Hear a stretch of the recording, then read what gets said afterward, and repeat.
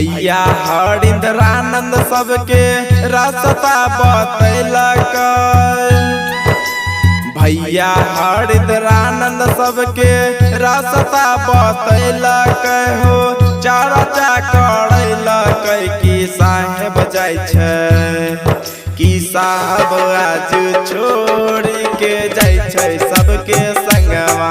कि गुरु भैया छोड़ के जाय छै सबके संगवा। कि भैया बिना, गुरु भैया बिना सुना लगतै अपन घरवा। कि गुरु भैया बिना लगतै सुना अपन घरवा। कि साहब जाय छै, कि साहब जाय छै छोड़ के सब कार्य संगवा।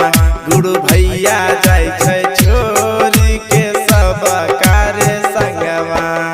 DJ Vikas Bettiah Recording by Sapna Music.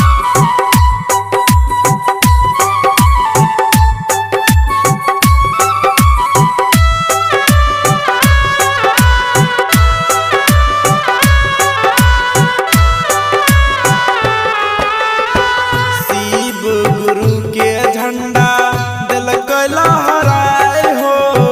चर्चा करलकै घर घर हो। दीदी नीलम हरिंद्रानंद भैया के चल रहे दोनों के नाम हो। कि रोए छै, कि रोए छै एकरा खातिर देख पूरा दुनिया।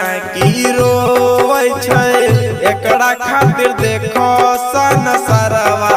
कि साहब जाय छै, कि साहब जाय छै छोड़ के सब के रे संगवा।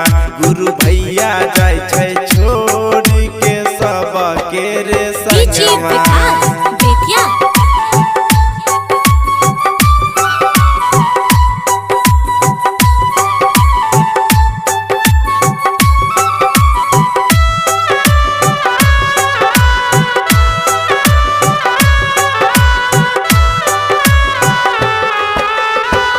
रतन रंगीला भैया एहो लिखलक। गाय के करण सिंह बतैलक। एक रात माने रह घर परिवार हो। रोए छै पूरा संसार हो। कि चर्चा, कि चर्चा चले एकरे हो खाली नममा। कि चर्चा चले गुरु भैया के नममा। गुरु भैया जाय छै छोड़ के सब